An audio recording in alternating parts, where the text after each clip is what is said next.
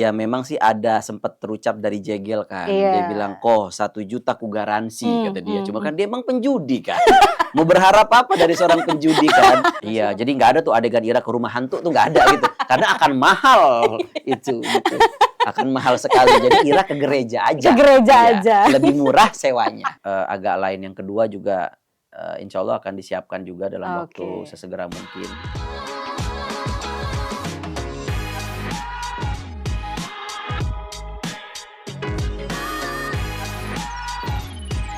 Sahabat Kompas.com, selamat datang di episode pertama program Ngorbit, ngobrol bareng Gita bersama Muhadli Aco. Yeay! Semoga ini acaranya akan berlanggeng terus ya, nggak bungkus-bungkus, karena bintang tamu pertamanya adalah sutradara film agak lain dengan perolehan penonton sementara 8 juta. Yeay! Ini beneran pertama? Pertama banget. Episode pertama. Wow. Gila. Bang, gimana Bang? Hmm. Jadi sutradara yang karyanya mendapat respon sebesar itu dari penonton Indonesia. Gue sampai hari ini masih linglung sebetulnya. Masih linglung. Masih linglung karena film pertama gue cuma 200.000 penonton. Film kedua gue cuma 600.000 penonton. Tiba-tiba 8 juta tuh. Tiba-tiba 8 juta. Ini orang semua bener gak sih? Kok bisa sih ada 8 juta orang nonton gitu. Film yang ya begitu-begituan aja. Begitu-begituan aja. Iya. Tapi lo pas lagi bikin tuh apa? Maksudnya sama sekali nggak pernah kepikiran soal jumlah penonton atau memang ya udah gitu? Ya memang sih ada sempat terucap dari Jegel kan. Iya. Dia bilang, "Koh 1 juta ku garansi," kata dia. Cuma kan dia emang penjudi kan. Mau berharap apa dari seorang penjudi kan? Emang selalu ngebluffing lah hidupnya gitu. Cuman kalau gua yang ngitung, kalau gua di podcastnya teman-teman tuh selalu bilang 500.000 aja gua udah happy gitu. Udah, yang penting ini film jangan rugi deh. Karena kan gak enak sama Imaginary kan, supaya bisa ada lagi kelanjutannya gitu. Jadi angka psikologis gue tuh 500.000 aja sebetulnya. 500.000? 500.000 aja. Dikasih 8 juta. 8 juta. Bahkan sampai sekarang masih tayang ya Bang ya? Iya. Luar Ya, biasa. begitulah. Bisa gak nih 10 juta nih? Ya tergantung momen nih, karena film itu laku bukan cuma gara-gara film kita bagus doang, tapi apakah film yang lain ada yang bagus juga apa enggak. Oh gitu. Karena kalau misalnya semuanya lagi pada bagus, berebut penonton kan jadinya. Betul, layarnya jadinya dibagi. Iya. Tapi kalau misalnya ada film yang kebetulan tidak terlalu diminati, ya mau nggak mau jatah showtimes-nya bisa dikasih ke yang okupansi rate-nya lebih tinggi. Nah menurut lo agak lain nih apa? Karena momennya memang belum ada yang semenarik penonton itu kah film yang lain atau gimana? Kenapa bisa sampai 8 juta? Mungkin memang udah lama juga sih nggak ada film komedi yang rame gitu ya. Coba terakhir kali kita komedi yang sampai berjuta-juta tuh seingat gue Warkop. Warkop Reborn, habis itu udah belum ada lagi yang sampai diminati penonton sebanyak itu gitu. Ditambah lagi momennya kan kemarin lagi, ya sampai sekarang sih momennya masih di tengah-tengah pemilu kan. Orang bersih tegang apa segala macem, ribut-ribut di sosmed. Nah tiba-tiba ada satu suguhan tontonan yang bisa bikin udah lupakan sejenak pemilu, kita nonton rame-rame sama temen-temen, ketawa-tawa bareng. Ditambah lagi momennya kemarin ketemu beberapa kali libur tanggal merah. Oh iya betul, ada Imlek ya kan. Iya. Nah itu juga ngaruh banget. Maksudnya kayak kalau kita biasa kan normalnya film itu di opening week. Iya. Sabtu Minggu pertama itu adalah kuncinya. Nah tapi kita ketemu beberapa kali weekend gitu. Dan tetap naik terus Iya, ya. jadi setelah opening weekend ada lagi tanggal merah sampai ketemu weekend lagi gitu, kayak lumayan ngebantu juga sih timingnya. Jadi memang ini banyak faktor lah yang bikin momennya tercipta gitu. Iya. Tapi lu sekarang tahu nggak? Sekarang di hari ini film lu ada di berapa layar di Indonesia?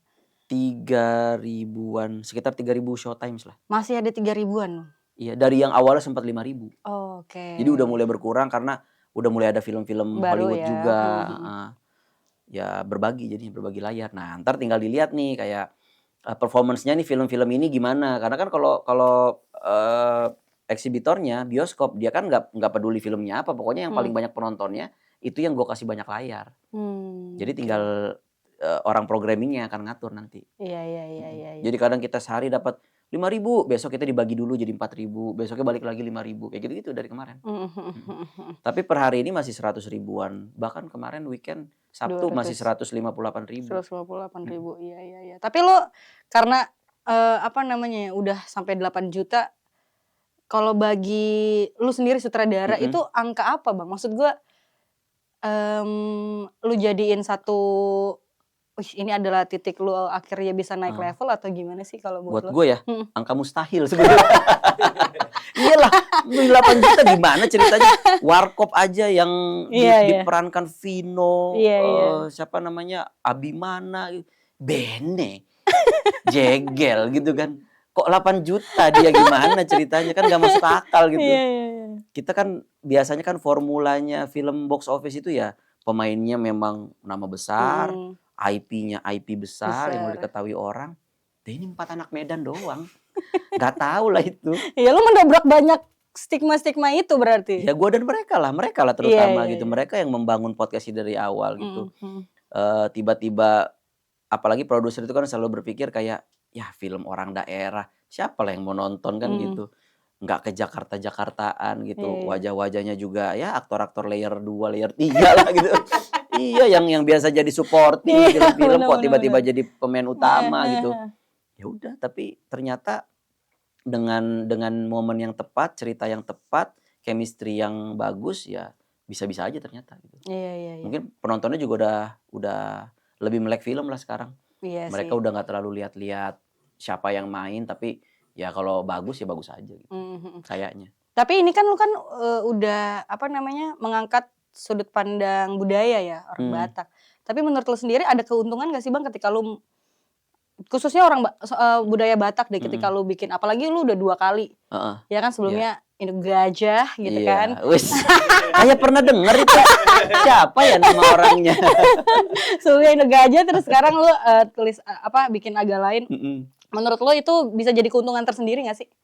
Keunikan tersendiri memang. Jadi kayak kita dari zaman dulu belum pernah punya grup lawak orang Batak tuh yang menasional tuh belum ada. Belum ada ya? Belum ada. Selalu kan Bagito ya Jawa gitu. Ya ada yang Betawi, ada terus kayak Warkop, meskipun Pak De Indro itu direpresentasikan kadang-kadang jadi orang Batak, tapi ya dia tetap bukan trio Batak gitu kan. Betul. Dononya Jawa gitu, Kasinonya juga belat-belat Betawi gitu. Makanya jadi trio nasional. Nah, ini kuartet Batak lawak ya belum ada sebelumnya. Jadi kayak dibilang otentik dan fresh mungkin. Apalagi orang-orang Medan itu kan punya karakteristik yang istilahnya kayak lakukan aja dulu, mikir belakangan gitu. Nah, ceplos-ceplos dan spontanitas karakter itu yang bikin jadi bahan bakar komedinya juga makin bisa bikin komedi yang lebih wah gitu. Lebih lucu ya.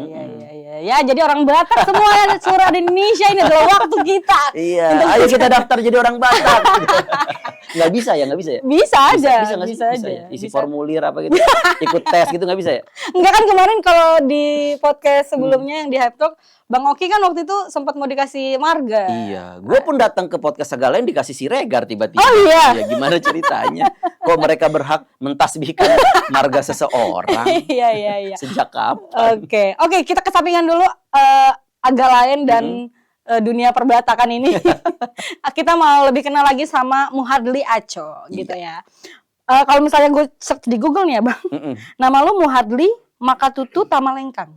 Nah, itu kayaknya ada yang habis rubah tuh. Oh, salah ya? Iya, jadi sejak agak lain tuh kayak kan Wikipedia tuh suka bisa diubah. Bisa diubah. Orang gitu. Nah, gue gak tahu siapa yang ubah. Oh, gitu. Kok dia bisa tahu nama kakek gue gitu.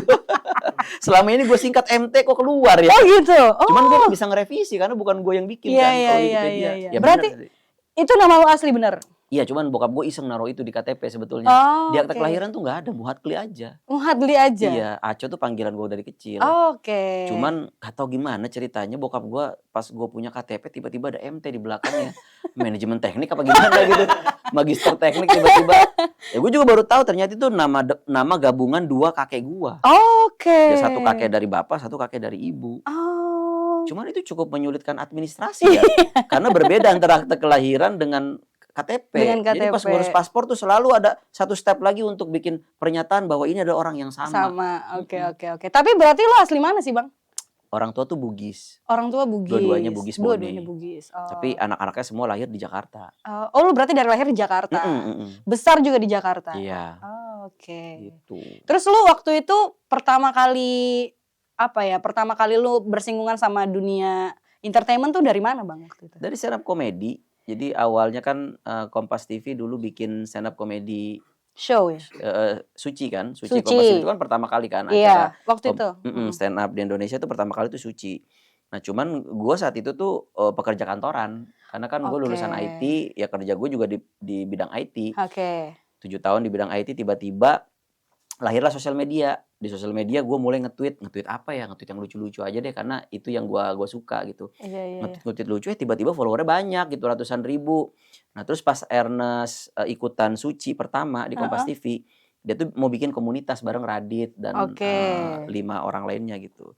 Dia mulailah ngajakin teman-teman yang kira-kira punya ketertarikan sama komedi untuk ikutan nyobain open mic. Nah gue salah satu yang diajak. Kok bisa, maksudnya bisa ketemu? Saling follow aja di Twitter. Oh. Nggak kenal secara real. Waktu ada Suci lo kenapa nggak ikut Suci Bang? Kan ngantor harus dikarantina. Oh Ya iya. coba diubah itu peraturannya, jangan karantina. Lu bisa ikut. Mungkin ya? bisa ikut gitu, pulang kantor langsung. Oh jadi lu tidak seperti, mungkin kan ada juga komika-komika ya udah akhirnya mereka meninggalkan pekerjaan mereka. Ko Ernest kan akhirnya dia lepasin kantoran kan untuk. Iya tapi setelah Sucinya selesai. Setelah kan? Sucinya selesai. Oh lu berarti karena waktu itu masih ngantor jadi nggak ikut Suci. Iya, dan gue juga bukan tipikal yang berani ikut kompetisi sih, karena kompetisi itu medan yang berbeda lah. Maksudnya suka komedi satu hal, tapi untuk bersaing tiap hari bikin materi, tiap minggu ditayangin seluruh Indonesia gitu kan beban juga gitu. Jadi gue waktu itu ngelihatnya kayak ya emang dunia gue mah di IT, cuman karena gue suka komedi ya bolehlah sesekali ikut open mic aja. Oh akhirnya lu ikut open mic waktu itu? Iya tapi hanya buat hobi aja. Sampai akhirnya ada salah satu stasiun TV juga selain Kompas yang bikin acara stand up juga. Nah dia mau make pemain-pemain yang ada di Kompas, nggak bisa kan eksklusif. Iya. Akhirnya ambillah yang tidak ikut kompetisi, yang lahir dari komunitas. Lu lah salah satunya. Lu jadi apa waktu itu? Ya jadi stand up komedian. Oh jadi maksudnya pengisi acaranya. Iya. Oh bukan host atau apa? Bukan, jadi kayak ada acara stand up show gitulah di sebuah TV nasional yang format itu ya udah stand up show aja bergantian 10 menit. Satu episode tuh ada 3 orang gitu. Itu berapa lama tuh Bang di situ? Sampai 2014 sampai 2015 gitu. Dari 2012. Nah, itu lu udah mulai main film ya? Film pertama 2013 kalau nggak salah tuh, Luntang Lantung Tawaran Pertama. Itu masih ngantor juga sama. Oh. Tetap nggak gue lepasin ngantornya karena belum percaya bahwa industri stand up komedi ini bisa menjadi pengganti mata pencarian. Sampai akhirnya mulai masuk ke film, baru mulai mikir kayaknya kalau film sih oke lah, soalnya kan industrinya udah terbentuk. Iya. Kalau stand up kan ya baru belum. Kalau tiba-tiba gue pindah, tiba-tiba Amsyong kan sayang gitu karirnya. Jadi penuh perhitungan juga lah. Makanya gue baru berani resign tuh di 2014. Dari 2011. Itu lu udah main film berarti? Sudah. Justru karena film gue resign. Karena kalau main film itu kan udah nggak bisa izin satu hari 2 hari gitu. Harus seminggu, 2 minggu, kadang sebulan. Ya udah, akhirnya kayak harus milih. Gimana tuh ceritanya lu bisa main film waktu itu, karena memang ada orang yang lihat lu di stand up waktu itu atau gimana? Iya, dari stand up. Jadi sutradara pertama yang ngajak gue tuh Fajar Nugros. Fajar Nugros itu di Twitter follow gue, ngelihat stand up gue juga.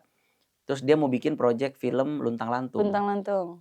Dimas Anggara, terus butuh 2 lagi sahabatnya gitu.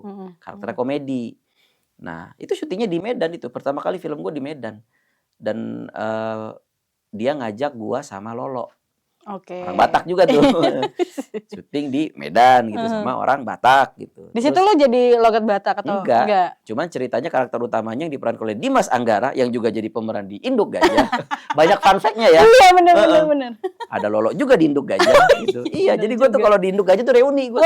Jadi film pertama gue tuh ketemu semua di situ. Ya udah dari situ mulai dapat tawaran lagi Bajai Bajuri sebagai Ucup. Iya. Terus mulailah banyak film-film lain. Ya lama-lama mikir juga kayak aduh kalau terus-terusan begini dapat kayaknya emang harus milih nih antara tetap mau di jalur IT atau mulai nyebrang nih gitu. Ya akhirnya berani nyeblos beneran, cebur benerannya tuh ya di 2014. Oke, memantapkan diri untuk ya udah mulai sekarang di film deh. Di film. Untuk stand up-nya sendiri berarti lu masih maksudnya open mic atau gimana sih Bang? Tetap jalan. Kan kalau open mic itu kan sebetulnya format latihan. Tapi jobnya itu ya sebetulnya ya kadang ada di TV, ada di acara off air, ada di acara festival gitu-gitulah. Berarti ketika lu mau masuk ke film, terus stand up-nya gimana itu waktu itu? Tetap jalan. Karena kan kalau stand up itu biasanya kan nggak tiap hari. Cuman kalau lagi ada ya kayak penyanyi aja. Kadang-kadang kan diundang kawinan kalau ada yang kawin aja kan. Benar juga. Kalau lagi pacaran kita nggak diundang kan. Iya, benar juga. Nunggu sampai dia kawin aja kan. Ya gitulah sama stand up juga. Oke, tapi gue penasaran Bang, sejak kapan lu ngerasa kalau diri lu tuh lucu gitu? Nah itu gue nggak tahu itu soalnya nggak pernah niat jadi pelawak, maksudnya cuman kayaknya dari kecil sampai gede emang selalu nyaman berteman sama teman-teman tuh yang lucu-lucu gitu. Kayak seneng aja, happy ngumpul-ngumpul, bukan yang orang-orang yang serius-serius gitu tipikalnya, seneng temenannya. Iya. Jadi kayak banyak lah referensi lucu-lucuan, jokes tongkrongan apa segala macam tuh sama suka nonton film komedi juga, jadinya kayak ya emang suka aja gitu sama komedi. Iya. Dan lu ini dari stand up Tanjung Priok bener ya? Iya betul. Serius? Gila, kita satu teman-teman Tanjung Priok. Gila, Apa nih? kita Satu ranting. Gila, Utara Pride, Priok. Gitu. Oh, dari stand up Tanjung Priok sama Bang Marcel dong waktu itu. Iya, Marcel. Seniornya Bang Marcel lah berarti ya. Cuman mungkin gue kurang aktif di komunitas saat itu karena ngantor. Oh. Kalau mereka kan nggak ada kerjaan. kerjaan. Oh, ngantor masih Iya. masih itu juga. Iya. Oh, oke. Marcel kan masih gelandang waktu itu, jadi kayak dia bisa open make upan aja gitu untuk mengubah nasib kan kalau dia. Ya kalau nggak serem jadi bandar narkoba dia itu pasti. Lu di Priuk mau ngapain? Iya. Bagus lah stand up menyelamatkan ya. karir dia. Banyak kriminal ya. Kan dia cerita dalam stand up-nya. Iya. Dia kan suka jadi Angelo apa tuh kata dia tuh. Antar jemput wanita malam gitu. Oke. Bang, tapi akhirnya kan lu memutuskan untuk ya udah lu lepasin Kantoran. pekerjaan lu Iya. waktu itu. Terus lu terjun ke dunia film. Mm-mm. Nah, setelah lu jalanin lu ngerasa ini worth it nggak? Sebelum ada 8 juta penonton ya? Iya. Ya worth it sih, tetap worth it karena yang lebih menyenangkan juga jadi bisa ngatur waktu kerja sebetulnya. Kalau ngantor kan ya mau nggak mau Senin sampai Jumat, kadang-kadang juga Sabtu Minggu masuk. Ini nggak nyindir lu ya, sorry banget. Ya aman. Gue timeless banget. Cuman memang waktu itu kayak mikir ya udahlah, udah ngerasain 7 tahun juga, nyobain deh coba jadi seniman gitu kayak gimana sih kerjanya. Ya ternyata kadang-kadang bisa ngatur, kadang-kadang justru malah kebablasan juga karena kalau kantor mungkin mending nih, kita kerja jelas di kantor. Iya. Pulang selesai. Nah kalau gini nggak ada habisnya malah. Ternyata ya. Bener. Nulis juga nggak kelar-kelar Iya, gitu. iya, Anak iya. minta mentar dulu baru draft 1 gitu. Ya ternyata sama aja pada akhirnya. Sama gitu. aja pada akhirnya. Ada plus minusnya lah. Mau ngantor mau enggak. Cuman ya bedanya mungkin kalau di seni ya kita kreasi aja, bikin sesuatu aja. Dan duitnya lebih banyak dong yang pasti. Ya tergantung, kalau yang nonton Oh, iya. gitu. Kalau enggak ya enggak juga gitu. Kan seniman juga banyak yang miskin. Bener juga. Oke, sekarang kita mau bahas ke lu sebagai sutradara. Pertama kali lu pede untuk bikin film tuh karena apa, Bang? Karena udah 3 tahun magang sebagai komedi konsultan di film-filmnya Ernest. Oh iya. Dan sudah nulis skenario juga. Apa waktu itu sebelum jadi sutradara? Kapal Goyang Kapten judulnya. Oh, Kapal Goyang Kapten. Sama Cek Toko 11 series. Oke. Ada beberapa episode yang gue tulis gitu. Jadi kayak sebetulnya sebagai aktor juga kita kan di lokasi syuting udah tahu lah kerjaannya tuh ngapain, shot tuh kayak gimana, lighting tuh kurang lebih kalau kita ngulik, lihat-lihat mau nanya-nanya sama kru paham lah kita dikit-dikit gitu. Cuman kan belum mendalam ya. Karena gue nggak sekolah film gitu. Nah, cuman ketika gue nulis skenario, mau nggak mau kan ketika nulis scene demi scene, kita kan ngebayangin adegannya. Iya, betul. Udah mulai paham karakterisasi, pengadeganan apa segala macem. Lanjut lagi sebagai komedi konsultan, kita duduk selalu di samping sutradara. Dari awal sampai rap, sampai editing, kita ngikut terus tuh, ngintil terus tuh. Jadi gue tahu apa yang disiapin sutradara tuh apa aja. Kalau dia presentasi ke semua departemen tuh apa yang harus dia sampaikan. Gimana cara ngarahin pemain, gimana cara memanage orang gitu, ratusan orang di lokasi syuting supaya nggak saling tumpang tindih gitu, bisa menyuarakan idenya, visinya tuh kayak gimana. Nah 3 tahun dari situ datanglah kesempatannya dari Star Vision waktu itu. Ghostwriter ya? Ghostwriter 2. Oke. Ditawarin sama Pak Parwes, kalau misalnya ngederek udah berani belum gitu. Ya udah, gue ajak salaman aja kalau Bapak percaya, ayo gitu. Kalau ini ya Soalnya saya belum punya pengalaman ngedirect nih Pak gitu. Tapi kalau Bapak percaya, ayo bismillah sama-sama gitu. Ya udah. Baru 3 hari syuting pandemi.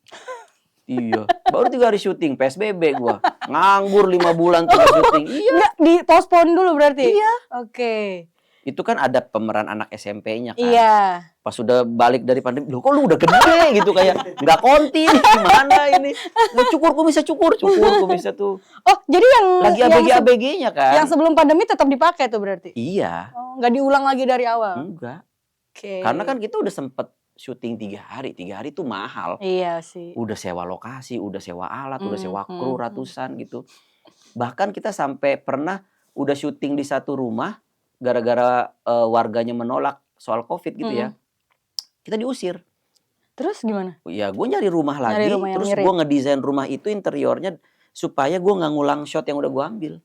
Lu bikin mirip sebelum Semirip mungkin, warnanya, posisi kusennya apa semua gue samain gitu. Rumah itu gede, gue kecilin supaya bisa mirip sama rumah yang kita diusir itu.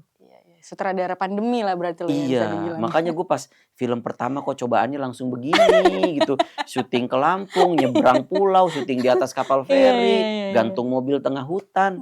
Kenapa sih nggak series yang lucu-lucuan dulu gitu? Kenapa langsung ini? Cuman ya kesempatannya adanya itu. Kalau gue nggak ngambil, belum tentu ada lagi nih kesempatan datang ke gue. Benar. Jadi ya udah, iya aja dulu lah bisa gitu. Berarti setelah itu langsung dapat gara-gara warisan atau langsung 2 atau satu-satu dulu lihat jumlah penonton lu dulu atau gimana? Satu-satu dulu. Justru yang tayang duluan malah gara-gara warisan. Iya. Oh, Jadi Ghostwriter 2 gue udah selesai editing, udah siap tayang lah. Udah mixing, udah apa segala macam, udah siap tayang.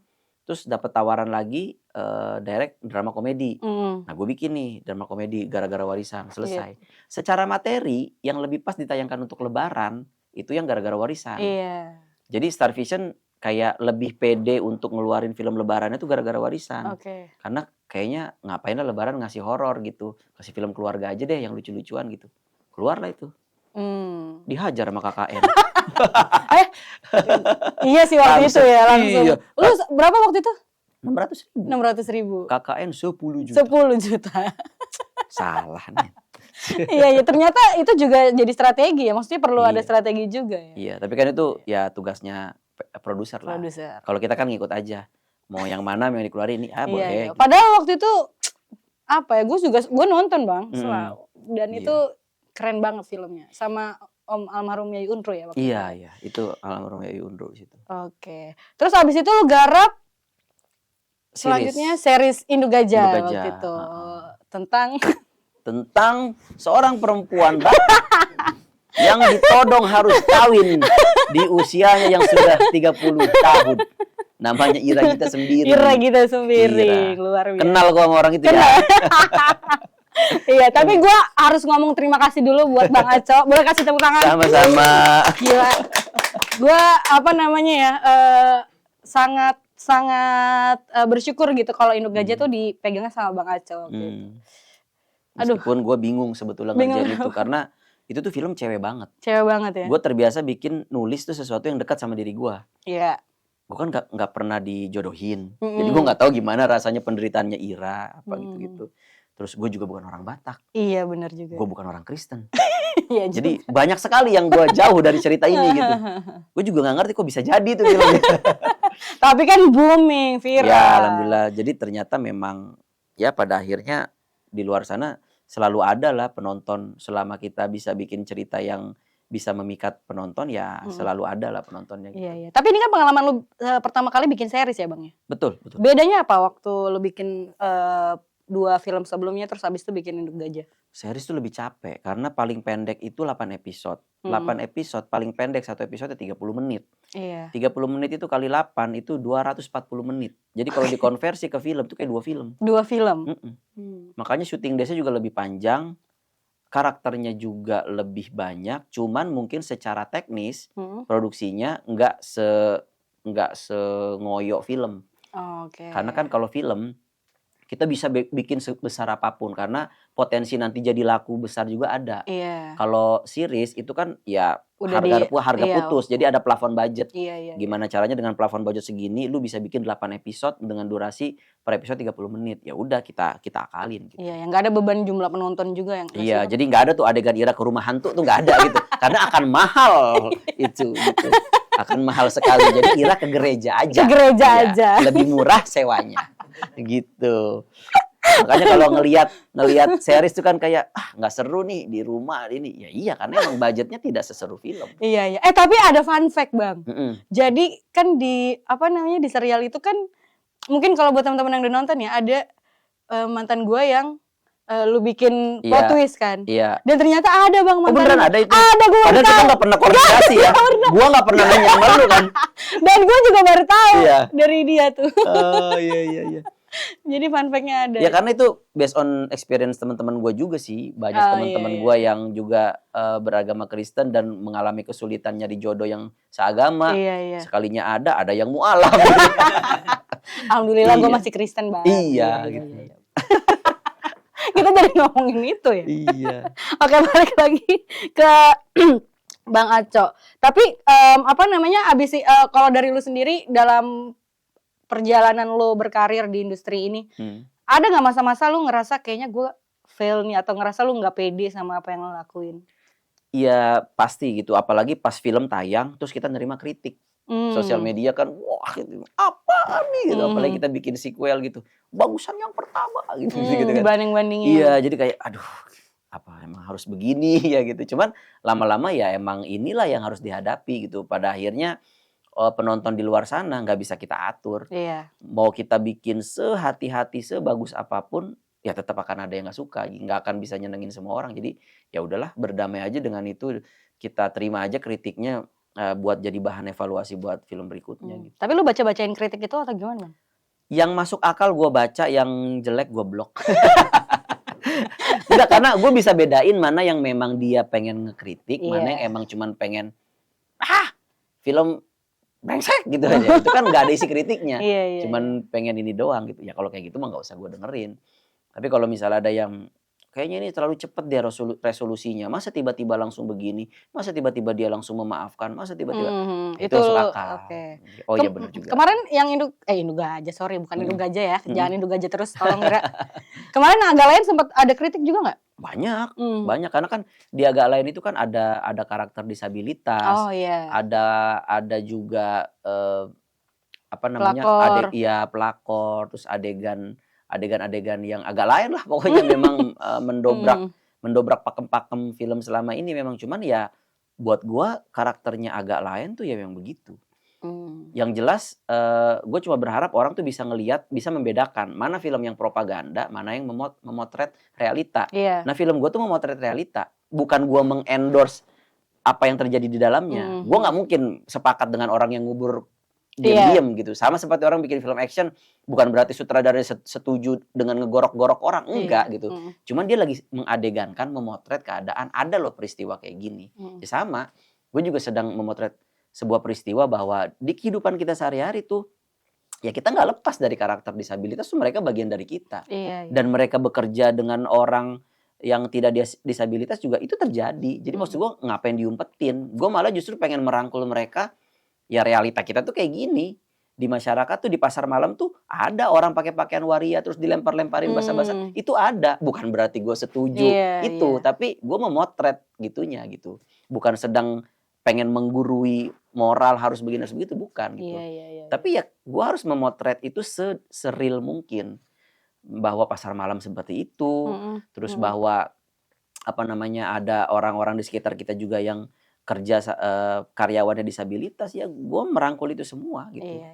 Cuman kan ya tetap aja batas toleransi orang beda-beda. Sudut pandang orang beda-beda, ya gue nggak bisa menghakimi itu juga. Dan nggak lu pusingin juga kan berarti? Nggak ada yang gue tanggepin kok. Maksudnya gue dengerin aja. Cuman gue nggak berkewajiban untuk ngebalesin mereka satu-satu. Yang enggak, udah bebas lah. Itu mereka udah bayar tiket, udah nonton 2 jam, mereka berhak ngomong apa aja gitu. Oke. Dan ini berarti menjadi turning point lu juga nggak untuk si Agak Lain ini yang jadi mungkin secara bayaran lebih mahal atau Gimana Bang? Kalau dari sini maksudnya akan jadi turning point lu untuk jadi beban untuk orang, ekspektasi lu jadi tinggi banget gitu. Iya sih, kayaknya dari sekarang juga orang-orang tuh udah mulai, awas ya Agalen 2 nggak selucu Agalen 1. Bos, Ngeri banget. santai dulu bos, masih tayang loh filmnya. Ngeri Nanti banget. dulu lah ngomong yang 2 gitu kan. Cuman ya begitulah penonton, mereka ya justru itu bagus kan. Itu kayak bentuk kalau mereka tuh memang excited sama produknya. Ya tinggal kita aja yang pusing sih. Ini gimana ini yang kedua gitu. Oke. Bang, gue mau nanya soal ini. Lu kan kalau di sosial media lu suka nguploadin foto atau video anak Ya, Lana. Dia lucu banget ya. lucu. Ya semua orang tuh menganggap anaknya pasti lucu. Enggak, tapi gue ngikutin Bang dari lu masih bayi. Lu pengen dia ikut jejak lu juga nggak jadi komedian? Ya terserah dia itu mah. Terserah dia. Enggak gua arah-arahin gitu. Maksudnya ya kadang sesekali kalau misalnya dia mau ikut ke lokasi syuting gue bawa. Tapi enggak yang tiba-tiba gua manfaatkan privilege-nya untuk ayo kamu main gitu. Enggak juga gitu. Ntar aja lah kalau emang dia tertarik ya iya, kalau enggak ya udah. Iya. Tapi kalau dari lu sendiri punya jadwal sendiri nggak? Maksudnya kalau udah produksi habis itu lu harus punya waktu sama keluarga atau gimana gitu? Iya sih, biasanya kalau udah habis produksi pasti harus jalan sama keluarga, harus liburan karena syuting tuh kan melelahkan dan panjang gitu. Bisa sebulanan gue bisa nggak ketemu karena gue pulang malam mereka udah tidur, gue dijemput pagi mereka belum bangun gitu. Jadi ketika udah beres, ayo deh langsung quality time sama keluarga. Oke, dan mungkin ini akan menjadi pertanyaan terakhir dan ngegong banget, enggak juga sih kayak biasa. Betul. Selanjutnya apa Bang? Lu mau ngapain dan atau ada hal lagi yang pengen lu capai sampai di titik ini gue harus kejar ini gitu ke depannya? Kalau yang dalam waktu dekat sih gue akan bikin season 2-nya Induk Gajah. Asik. Itu satu.